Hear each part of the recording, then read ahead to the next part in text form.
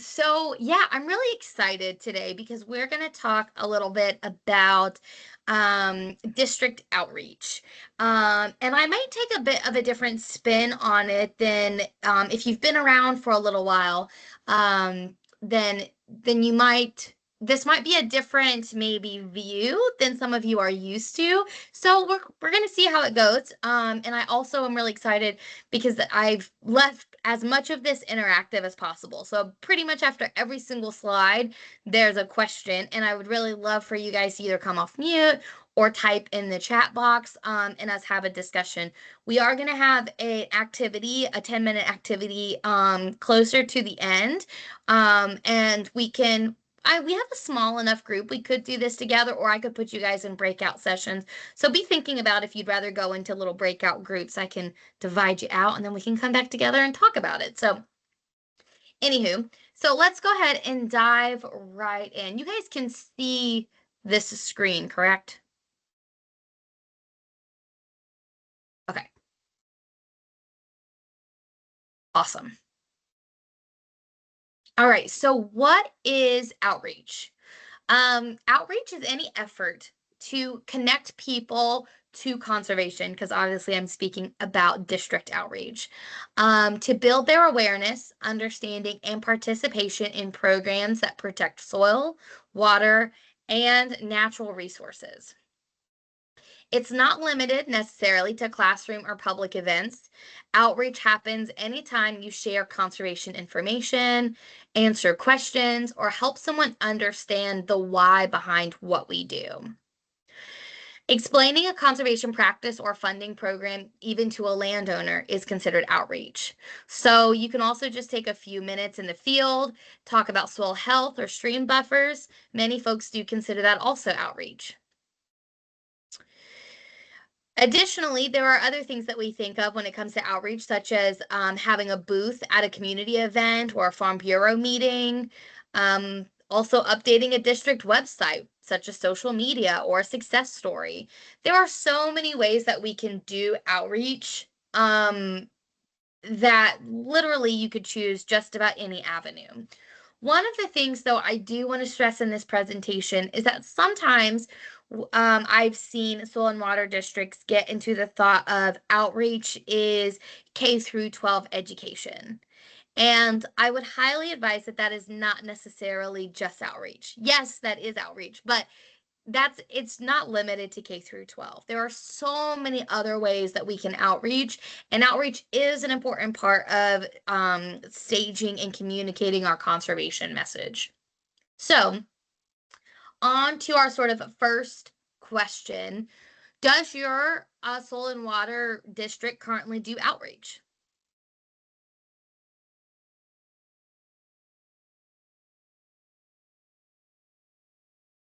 Every day. I love that. Do you guys want to provide me with any examples of outreach that you're currently doing? Are those mostly like small conversations that happen amongst folks?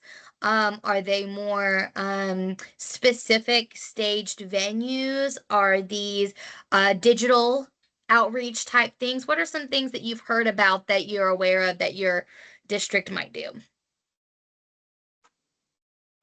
Okay.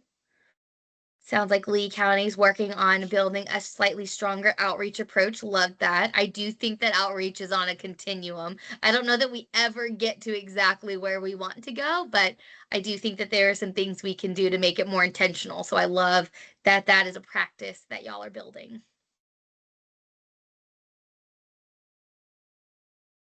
Skylar, yes, I recently started doing a digital outreach on our Facebook page and working on doing some in-person events as well. I love that, Skylar.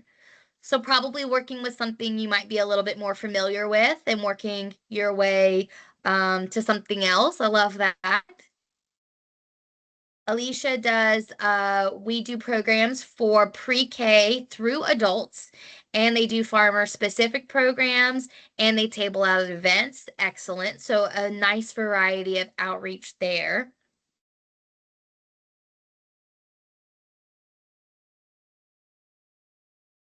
Harvest Day, Soils booth, State Fair booth, meeting with local landowners in various respects out in Halifax Fishing Creek. Love those. Those are great outreach events. Shannon says we're going to have a booth at a farmland preservation event that their cooperative extension is doing in January. That's a great idea. Josiah, he's out in Haywood in the Western District. We recently had outreach with school-age children at a fair. Oh, yep, you guys are really busy with the Mountain Research Station hosting eighth graders, and we hope to help with land judging and other events at local schools. I love that. I love that integration. And I know you guys are also always busy with that Mountain State Fair, so I know that that's a big event. Great. So these are some really, really great ideas. These are some that we hear about periodically. But then there are some other creative ways that we can get with outreach. So let's just kind of keep going through. So these are some examples of outreach that you guys have already talked about. So some of these community outreach events and demonstrations, these are a great way to kind of get in front of your community members. There are a lot of education and youth programs that our districts work on. I will say that as far as youth education programs, North Carolina actually has some really strong programs. We do a really great job with some of our K through 12 education programs. Other examples of outreach could be public awareness and communication. So this might be about, say, like cost share programs, just messaging around what you want the public to know, maybe about a body of water or a watershed, things of that nature. And then also partnership and stakeholder engagement. So this might look something more like, let's see. Such as like annual reports, success stories, things like that to kind of keep your stakeholders sort of engaged. Other things that is not on here that we kind of already mentioned are those digital ways. I didn't want to just add a fifth box for clarity's sake, but obviously digital like Facebook posts, social media campaigns, newsletter, all of those are also versions of outreach. Now, it says what type of outreach would work for your soil and water district. You guys have told me about what you're kind of already doing. Are there any types of outreach that maybe you hadn't considered that you're brainstorming now that you think could be a good fit for your soil and water district? Or any type of outreach events that you're curious about potentially doing in the future? I would love for you guys to come off mute and tell me about that, or go ahead and throw some ideas in that chat.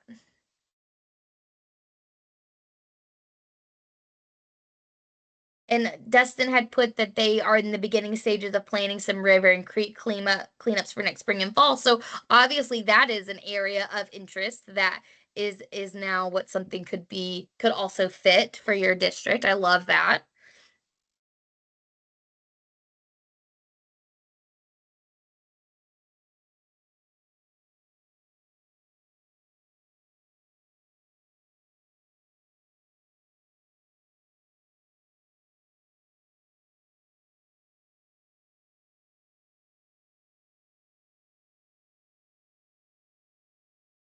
Are there any, because I'm only saying this because, oh, Dustin says possibly social media campaigns out here now that we've mentioned it. Okay, great. Like at least you're open to that idea. Love that.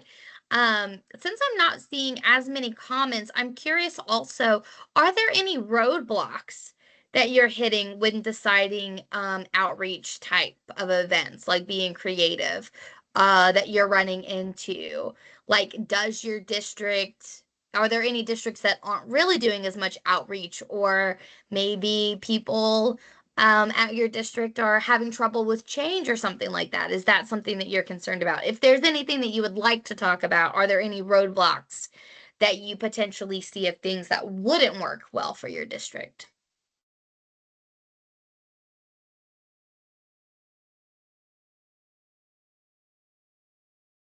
Skylar says, I would like to get more involved in our school system, but we have sort of lost communication with a lot of schools due to people moving. Right. So that is always a challenge when people are always changing. I'm sure COVID impacted a lot of that, things like that. You kind of, it feels like you have to start over. So yeah, that's a big roadblock. You lost sort of your connective tissue, your easy way in. So you almost have to kind of refigure all that out. Yeah, I get that. Anything else you guys would like to mention? Any roadblocks that you're dealing with?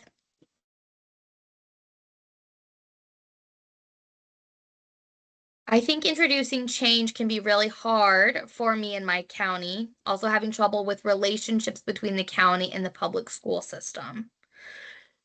Yeah, I do think that like change is something that all of us really struggle with. I think that, like I said, I see a lot of folks doing a lot of like K through 12 outreach and not maybe as much outreach and getting really vulnerable with some of their adult landowners and things like that. So I do think that it can be a hard change that when we start to think that the box looks this way, like this is how we define outreach, and then when we really branch out that it can be so much more that it's just what we make it, then you sort of take the training wheels off and then you're like forced to look at it, and that can be a lot. So I totally get that.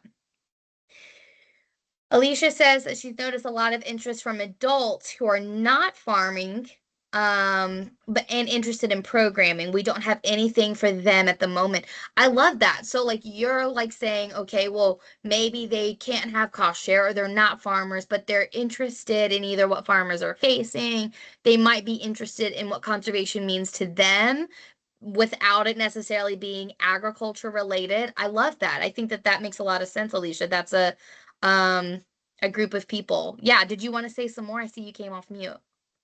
Yeah, it actually is farming related. Like we tabled at this uh big huge event in Durham, and we Hmm. had a lot of people come up to us who like we were like, "Hey, we do things relating to sustainable agriculture," and like they're really interested in that topic, but they themselves are not farmers, nor do they want to be farmers. They're just like Yeah. interested in learning more. Oh, And so, yeah, I'm trying to figure out like what we can do for them because I uh, don't have a background in sustainable agriculture. So I'm like, the thought of leading a workshop on that is like not in my wheelhouse. So yeah. No, I get that. I totally get that.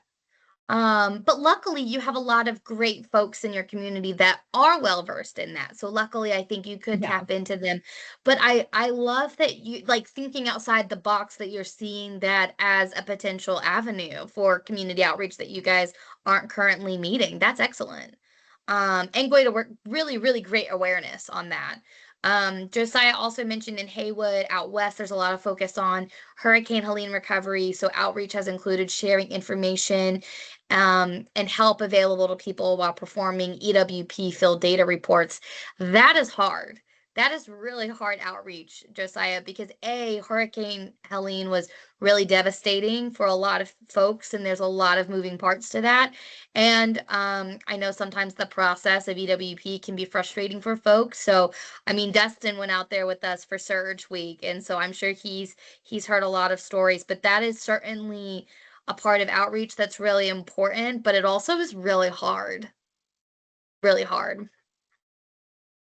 Yeah, so there is a lot of ways where outreach could work for us, and a lot of ways that maybe outreach isn't a good fit for us now. What I do want us to think about during this session is to think about like some ways that we can get a little creative with outreach. I just want us to start thinking about getting outside the box, outside of what our district is currently doing, and just condone creative solutions for outreach.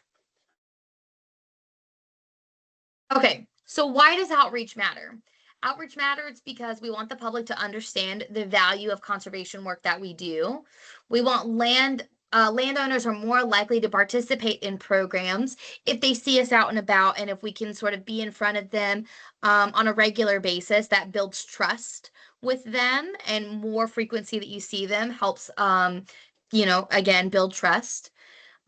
District projects gain visibility and community support. So, such as like you talking about your district with your county commissioners and things like that, that helps bring visibility to the district, keeps us current, keeps us relevant, and makes sure that we are bringing the appropriate people to the table as we consider what resources we have and what sort of problems we want to solve.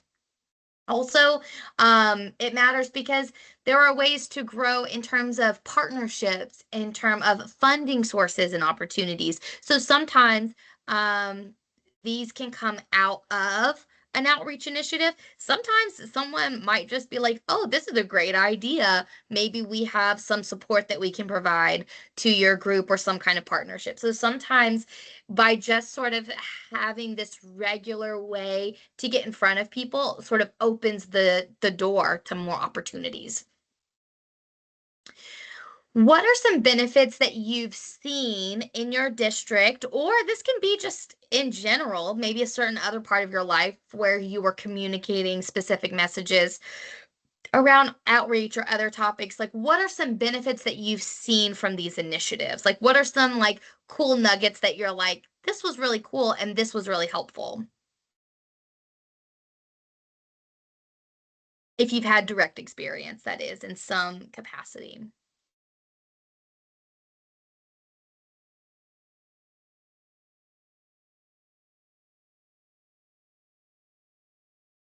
I will say that for me, as a training coordinator, I do consider training as a whole, in a lot of ways as outreach, depending on the content.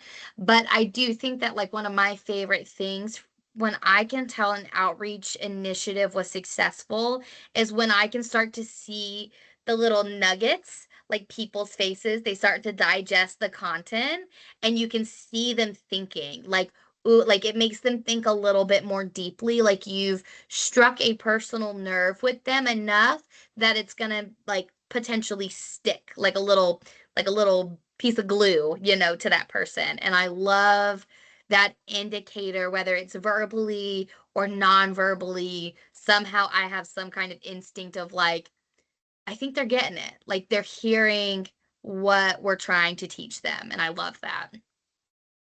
Shannon says telling or showing the public what they actually do. I'm sure they're probably pretty surprised, Shannon. Do they get surprised when you tell them exactly what the Soil and Water District does? Like, I didn't even know.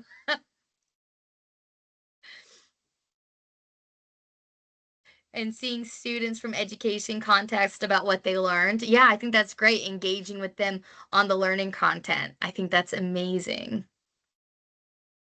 Alicia says more engagement with our programs after telling people that we have them. So they keep coming back around and they keep staying engaged. I love that.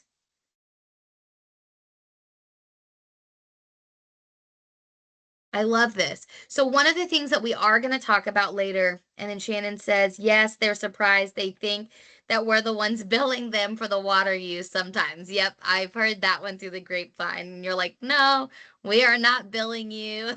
We're not billing you anything. That is always funny.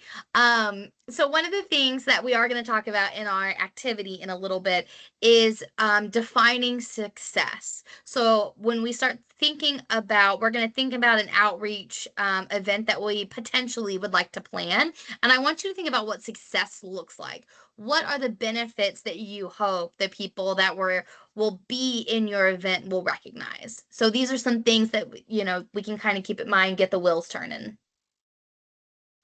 Okay, so like what is the actual point of outreach? Sometimes I think outreach is like the low-hanging fruit. Like it's like the checkbox that we just want to check. And here's the message I would like to share with this group is that it's not just a box that we want to check. What I like to think of outreach is a problem that we're trying to solve.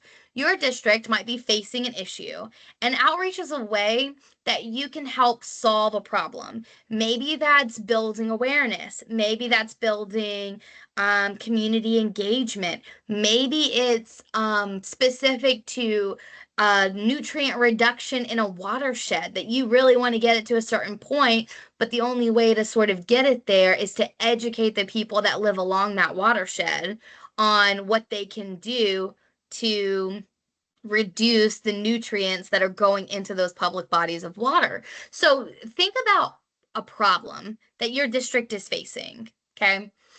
Also, a point of outreach is that we can collect data and we can understand more about what motivates the people in our community. That way, we can understand why they would want to be involved, why it's important for them, and we can connect that back to why the work is important for our soil and water district. So you can kind of leverage and identify and connect the whys between your district, or maybe even you personally, and the whys of the community or the group of people that you're targeting your message towards.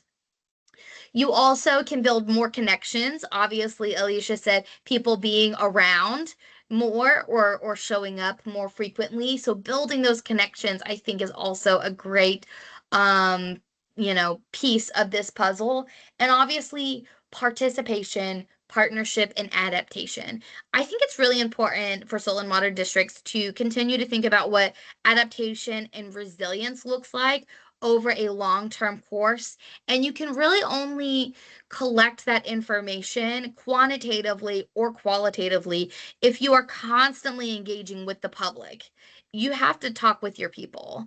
And the only way to do that is to either go out and visit them at their site, hope that they, submit a cost share contract so then you get their contact, or that you actually create spaces where you can engage with them on issues. So I do think that that sort of ability to participate within your community and to adapt to the problems that our world will face in the future is that constant communication. And I think outreach is a great piece of that puzzle to help build trust and connection.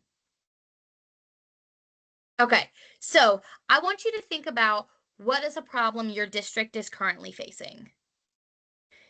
And then we're going to dive into it. You're welcome to tell me. You can keep it to yourself and rumble with it. But as we go into, I'm going to give you about 1 minute to think about it, and then we're going to go into the activity.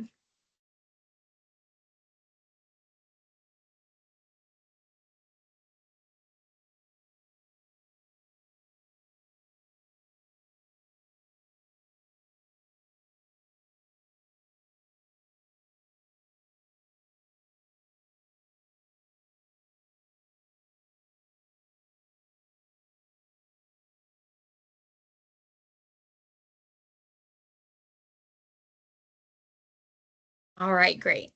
Hopefully, you guys have had a moment to think about what is a problem. And you can do this for just about anything. This is not going to be graded. This is not a test. But what I want us to do is if you printed this, I want you to go ahead and start filling this out. So what we want to do is we want to go through, and you can write your problem at the top. Some of these items you might start working your way down, and then you realize you need to refine the thing up at the top. Like, it's okay. This is a fluid process. For me, a lot of times I think about the problem and then I think about the audience. That helps me get things really going. So I might jump down all the way to here and start brainstorming this and then make my way back up here and work my way down. So here are just some prompts to get you thinking about your outreach attempt. So what we want to try to identify is a goal. So we want to make it something very specific, very measurable, achievable, relevant, and time bound. I will put an example in the chat here in just a minute of a SMART goal. Doesn't have to be that, this is just creative. We're not going too crazy. Also think about what your objectives of your outreach attempt is. Is it that you want them to walk away knowing what cost share programs are available? Is it that you want them to come to a farmer breakfast? Is it that you want to get their email address? Like think about what you want the outcome like of that to be, or what you want the person to learn when they leave. So here's a couple of spaces to jot down some ideas for objectives for the problem that you want to solve. And then think about your target audience. This, I want you to be as specific as you can be. Please do not say farmers in my community, because that's not probably specific enough. You need to think about what the problem is. It might be more specific to farmland preservation, and maybe you're wanting your target audience to be, say, folks who are interested potentially in legacy farming. So maybe folks who you think might want to pass their farm down from generation to generation. So maybe you're targeting an older group of families than, say, brand new farmers. So we really want to try to identify down some specifics on that target audience. And then also just think about like some a key message. What is the key message that you want this event to have? And will there be any indicators of success? So obviously we're not getting into the nitty-gritty of the type of outreach and things like that. But this is really just a brainstorming. There is no right answer. And again, this is fluid. You might completely change your mind by the time you get to the bottom of the sheet. It might morph into something you totally didn't intend.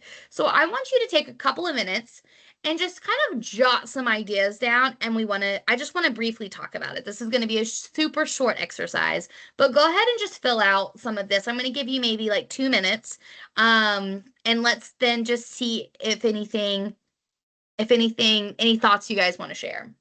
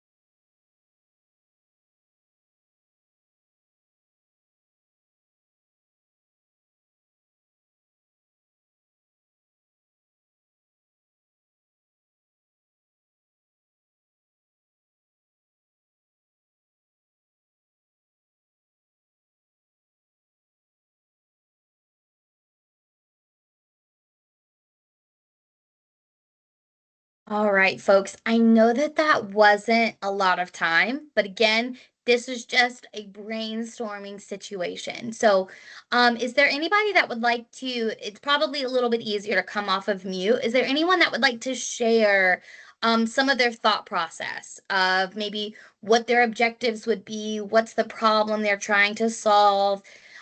Did you identify your target audience? Kind of walk me through a little bit about the event you're thinking about.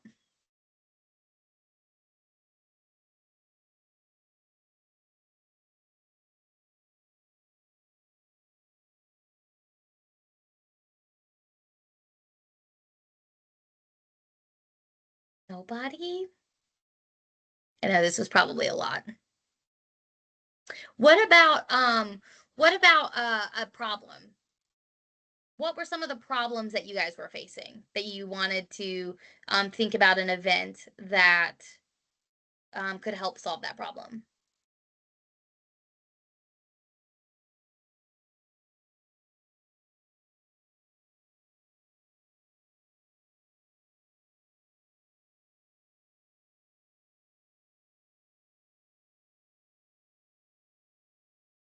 Hey, Brandy. Hey. Hey, I just put down like reduced sediment deposition in waterways. Oh, okay. Yeah, I like So I mean, that. this could, and this could be done if we can, get more people to get involved with no-till and cover crops and so on and so forth. So I mean, some of the people like the audience I was going after, we do have some younger farmers in the area that are involved in the programs right now. So that's kind of who my focus would probably be. Okay. Not to, I know you didn't want me to put farmers down, but I figured if I put young there in the beginning, maybe I'd get a pass. Yeah, no, I think that, that's a good idea. Or maybe you could look at and it's harder to engage with folks in the community, but maybe you think about some of those waterways that you would like to reduce their sediment. Maybe you could find a way to put something in, a flyer, or something to engage with them so that they can start planting that seed or something. Yeah, I love most that. definitely. I mean, yeah, it could also, could be stormwater as well. We've got no Yeah. stormwater department in the county, so that's another big issue that we kind of have going on. Absolutely. No, so I think that that's like the way that you just want to think. Again, it's all fluid. I have actually a lot more content than this avenue would do. So if you guys ever had ideas about outreach, I'm happy to help. But yeah, it's that fluid process. I like the idea of utilizing that storm bottom problem though. Very cool. Yeah, if you have any info or outreach about how to get citizens, motivated in terms of caring about their stormwater drains, please send it my way. Yeah, no, I love that. I actually learned some good stuff when I was in Minnesota last week for a training thing, and they have like some stormwater BMPs and stuff like that, and some really interesting stuff. So we should definitely talk more. I feel like I have thoughts and ideas, and we could definitely, I think, do more outreach in that space for our soil and water districts who are looking for more relevant ways to get involved in the community for sure. Love that. Shannon says that her problem was the reduction in the number of students participating in education contests and envirothon. So are you saying that you have um, not enough individuals that are participating? Yeah. Yeah, so that is, I think, like a great measurable, like you can actually measure, how many poster contests you're going to get and things like that. So I think that that is a great um access, like a great problem. Like there's definitely some beef there for you to achieve for sure. Great. So maybe you can just focus on, you can make it measurable and focus just on one group or one task at a time. Focus more on poster contests or focus more on envirothon once you identify like a target audience, or 3 through 6, you know. Yeah, I mean, so the whole thing about this is like sometimes we think outreach, we want to go all in.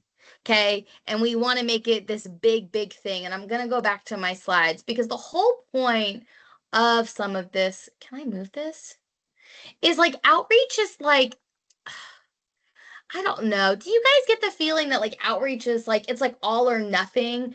Like we really have to do it all big and out or it's not going to be worth it. Does anybody else feel like that? I feel like that was my notion of outreach when I first started. Was that like you got to do the big field day. You got to if you're going to increase education stuff, you've got to do it all at the same time. Um and it doesn't have to be like that. Like you can start just small. Like this is like my little tips and tricks sheet, if you will. Let me move this somewhere else.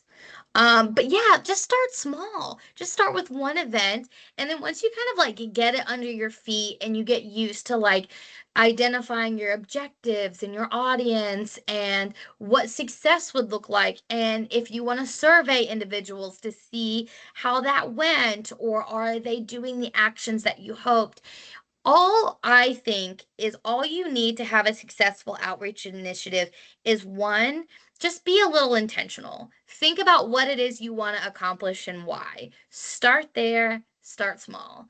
And then two, don't like make it happen the way that somebody else has done it if that way doesn't work for you. Okay? Find your own process and way to work through these problems and these things. You're welcome to do it somebody else's way, but don't try to fit yourself into a box because what works well for you may not work as well for other. Another thing a lot of folks that I work with on outreach is a lot of times we have speakers at events. So this could be a farmer, this could be a board supervisor, this might be you as a district staff member. Work with your speakers. Okay, they are probably trying to send a message. You're wanting your person to do something after your involvement with them, a sort of call to action, a message that you want them to internalize, a step you want them to take. So work with your speakers on that messaging. It is okay. Regardless of if they're volunteers or whatever, just be kind, just be, don't be reasonable. Okay, but work with them, give them tips. Hey, this is the message that we're wanting to send. Hey, I want to keep this just to like 20 minutes, keep it short and sweet so that they stay engaged. Just because they're the expert doesn't mean that you can't frame how you want them to deliver your message. Okay.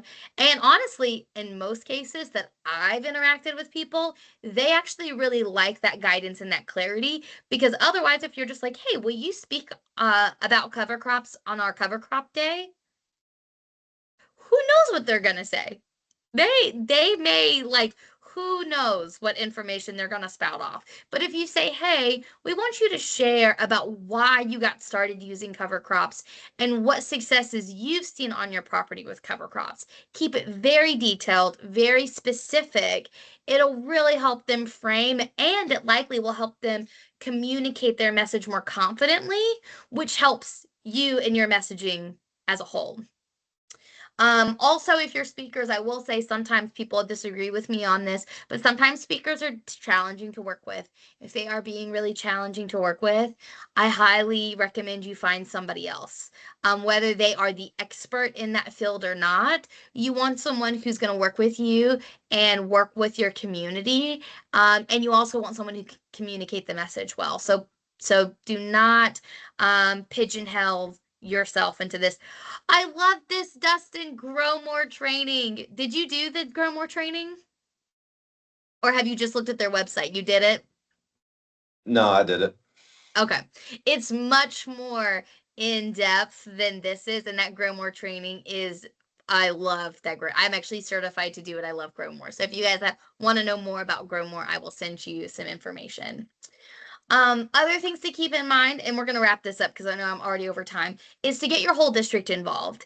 Outreach is not just for the educators. Outreach is everyone's responsibility. Communicating with your community is everyone's responsibility. So find out what your district staff have as strong suits. Some of them might feel more comfortable speaking in front of people. Some of them might be more comfortable being that person where you stage questions in the audience, some folks might be better with logistics or email lists. So work with your team and make it a group effort. Get your supervisors involved.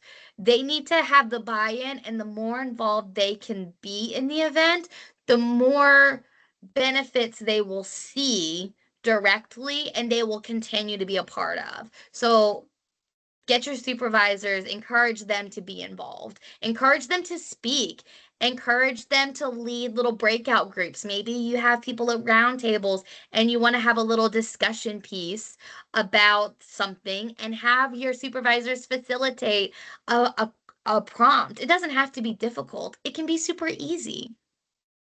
Also, things to keep in mind is that financial incentives are not always a driving force. Sometimes we think in our conservation districts, or even working for the division, that people are only interested in cost share programs, and that's not true. That there's research that supports that people are interested for a variety of reasons, and normally financial incentives are at the bottom.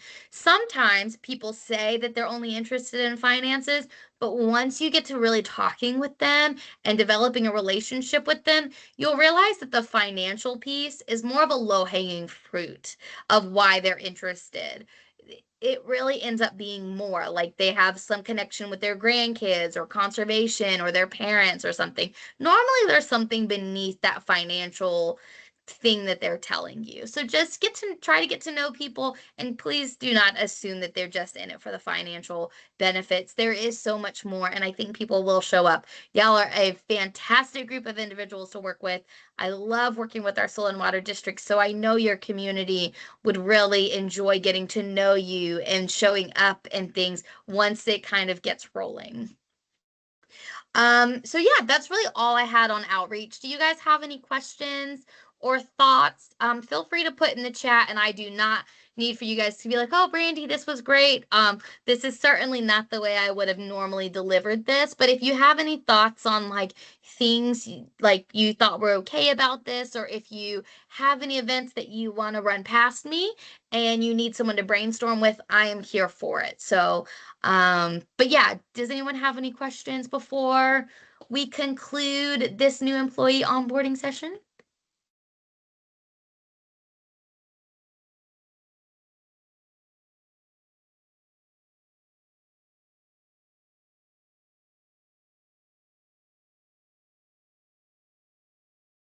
You guys have been on here for a long time, so I totally get it. No questions. Okay. All right, guys. Well, it's been fun. I hope that at least some of this engagement helped it bring it home and it wasn't totally a snooze fest, but I enjoyed you guys being here. I will push some of you guys through into your step 3. Josiah and Alicia, it was great to have you on this morning and the rest of the day. And of course, it's always great to see the rest of you on here as well. So I hope you guys have a wonderful week. Contact me for any reason. And yeah. And Skylar, actually, if you have a minute, will you stay on for just a moment? You guys have a great day.